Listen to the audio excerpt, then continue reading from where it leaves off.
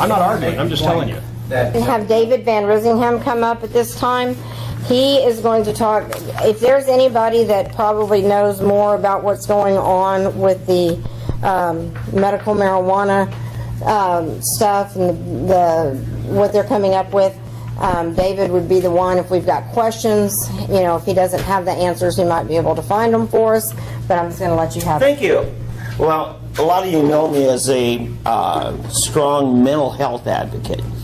And in my work in that area over the last 10 years or so, especially with the multiple tours in the Middle East, we're seeing soldiers coming back with PTSD, real problems. The VA does what they did to my own dad. They just pumped them full of tranquilizers.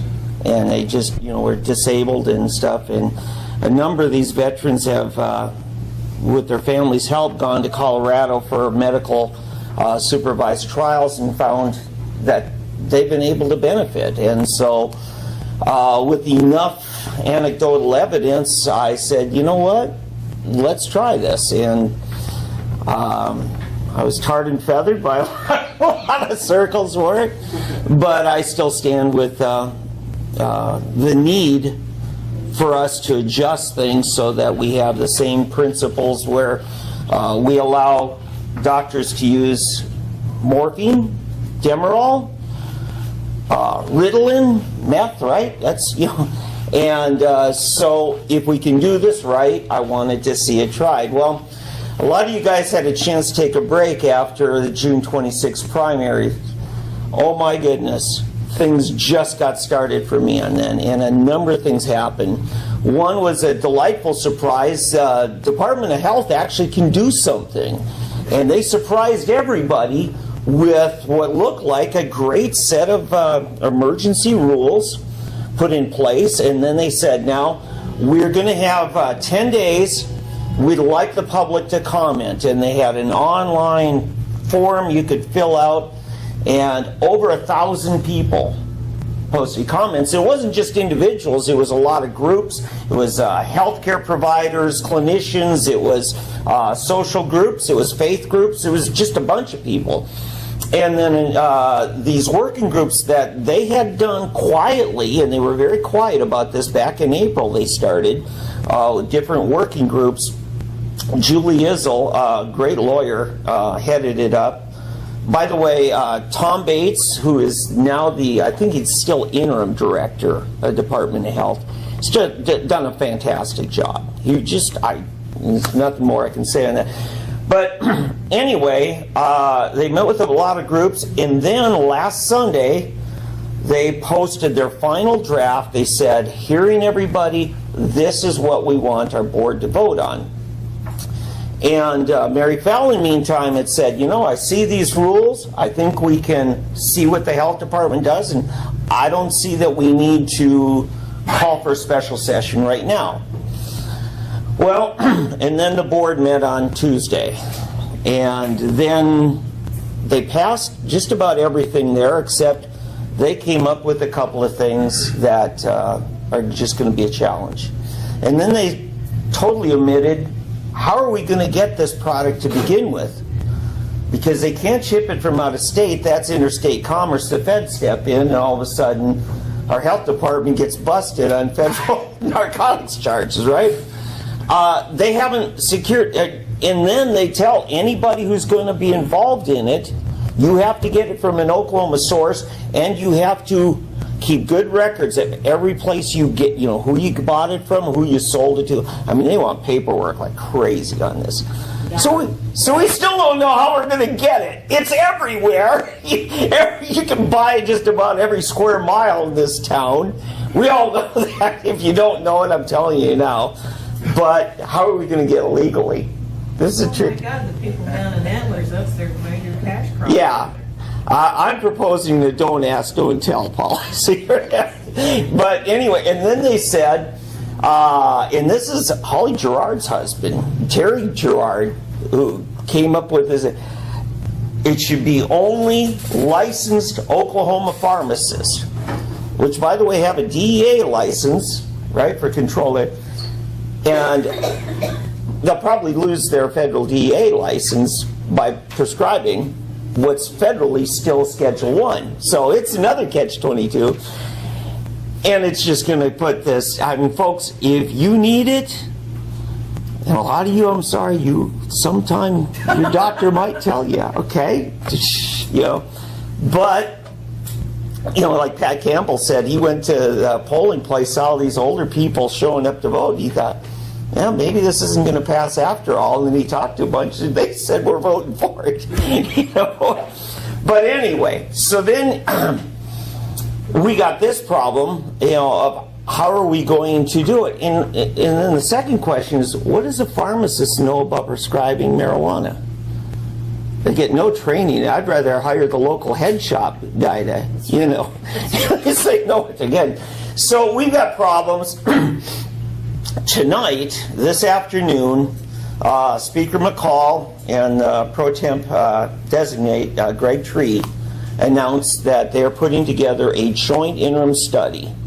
And next week they're going to name the members of it. It'll be a Senate and House joint deal. Will they roll their own?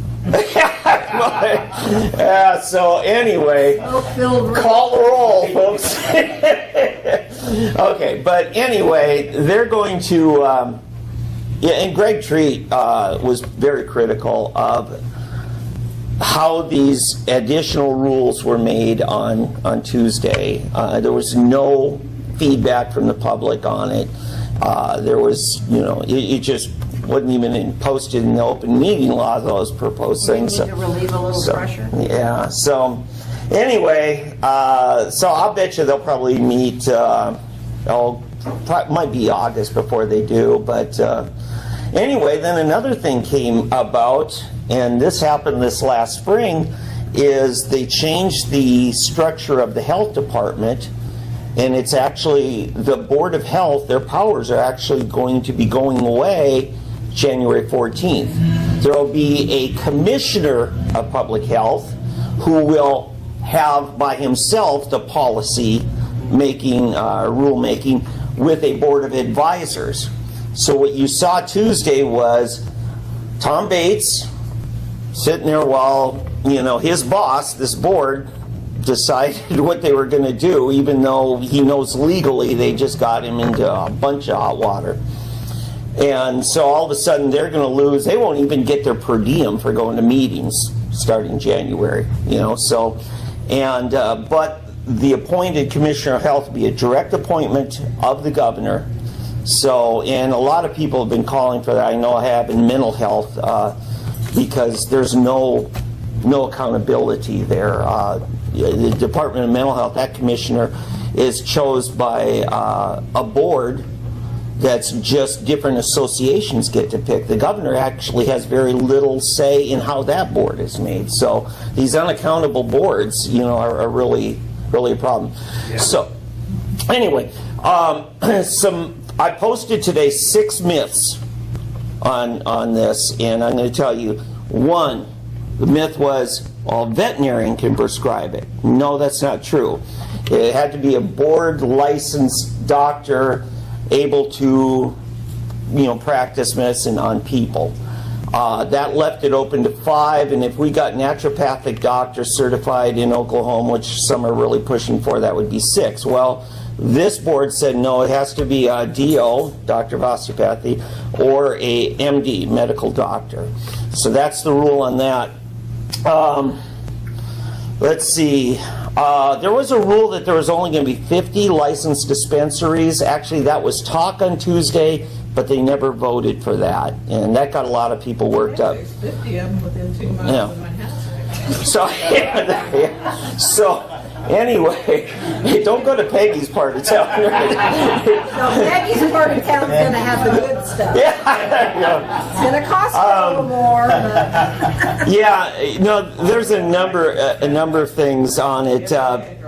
Pat Campbell was talking to an attorney who said you can have your guns or you could have your weed. Actually, at the time you fill out the current federal firearms background check, they ask you, are you consuming controlled substance? That would disqualify you, is my understanding. However, any firearms you previously owned before you fill that out, or before you begin taking any medication.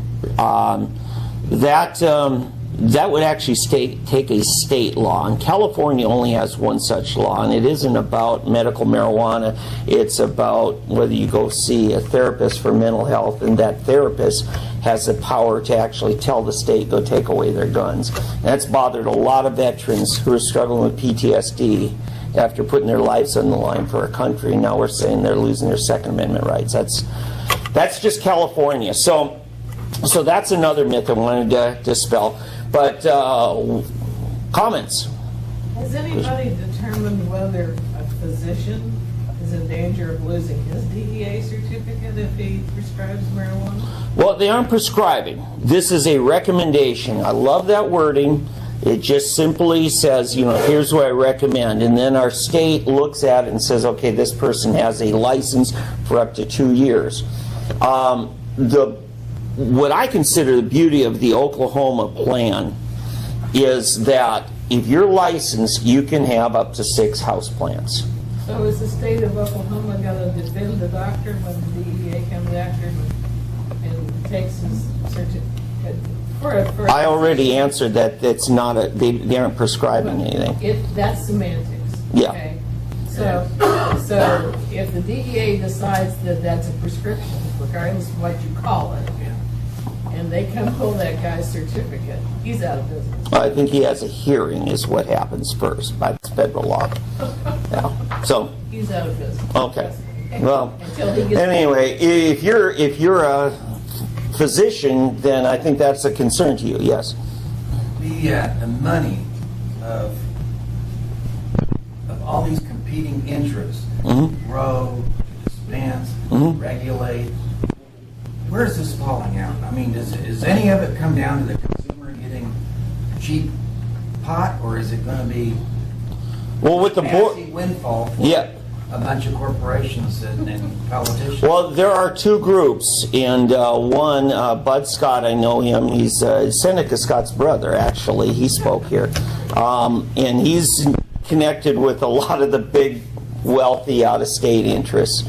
And he was trying to make the rules such that the big corporate interests have a chance. And another group led by Chip Hall in Owasso has formed another trade group, and they're trying to keep it simple enough so that Oklahomans can enter into it. I mean, the restrictions are really, really tough.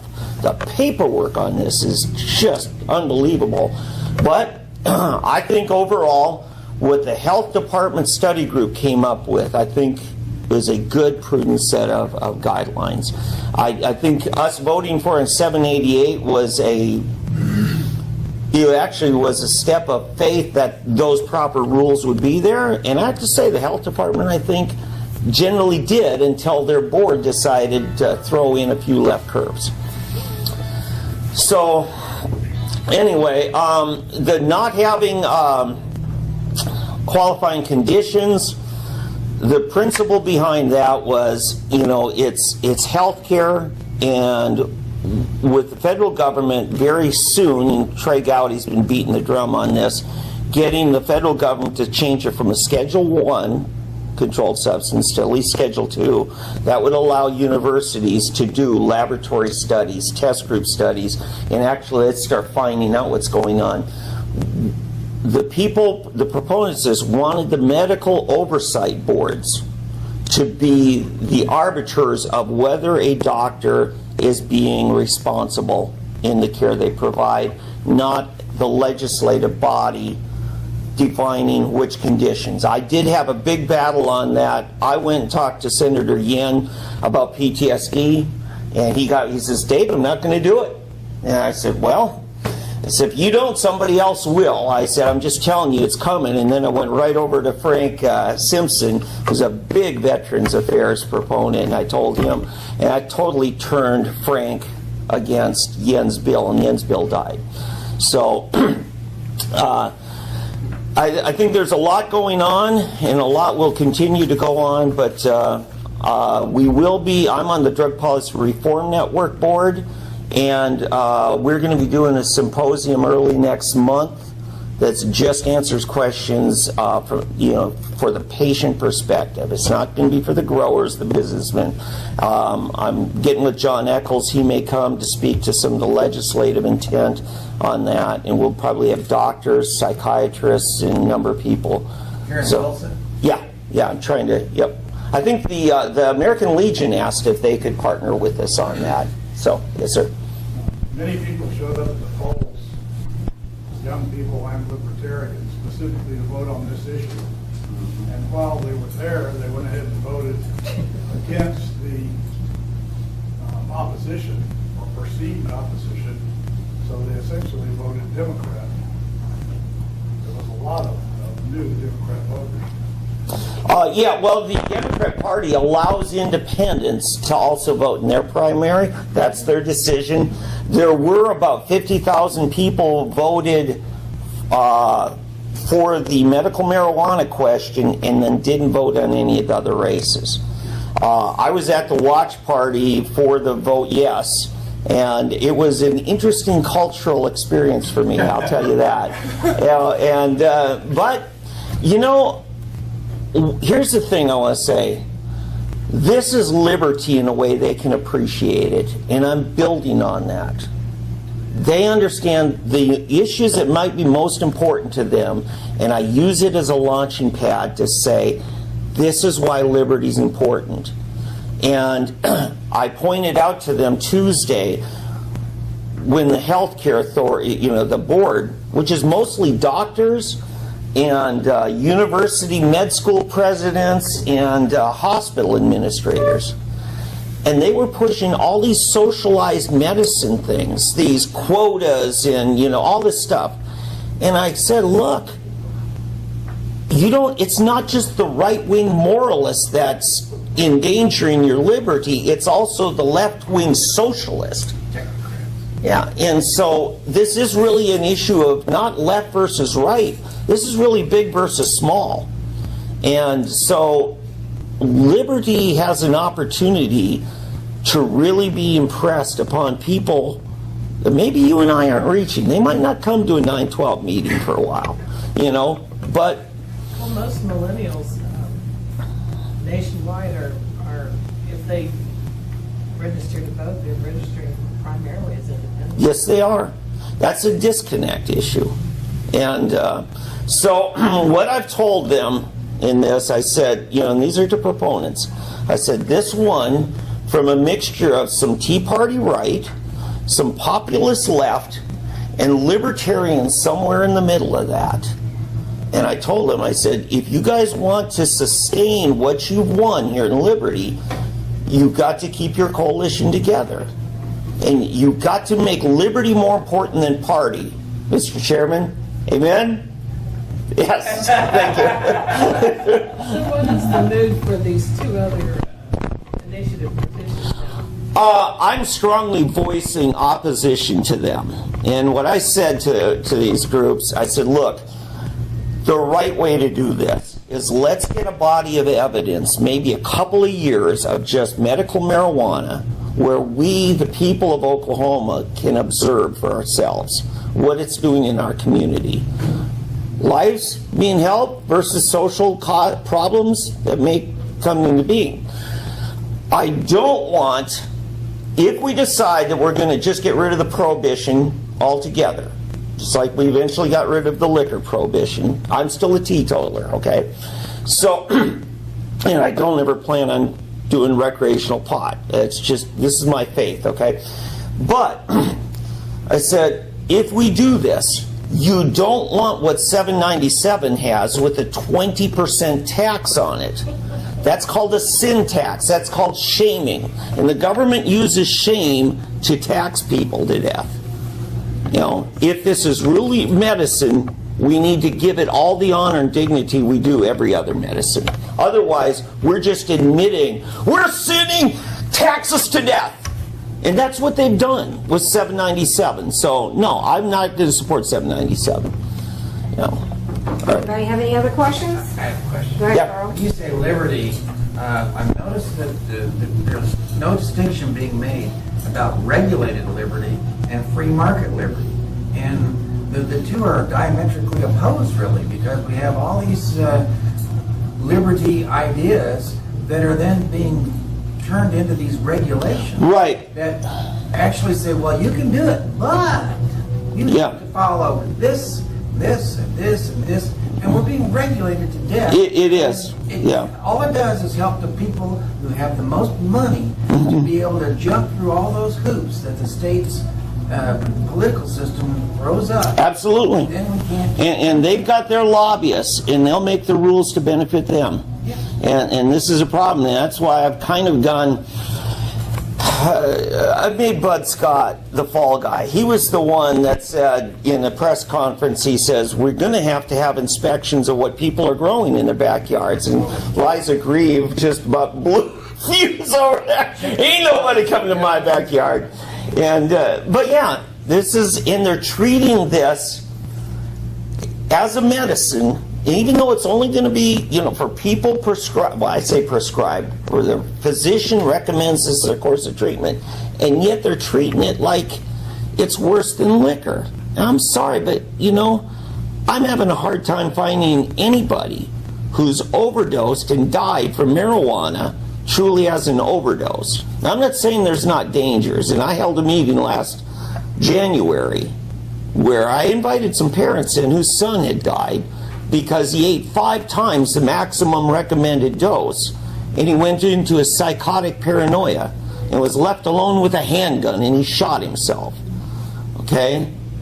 LSD is dangerous, not from the overdose, but from jumping off the 5th-story balcony. So yeah, there are dangers. We have to do this prudently. So. All right. Anybody else? All right.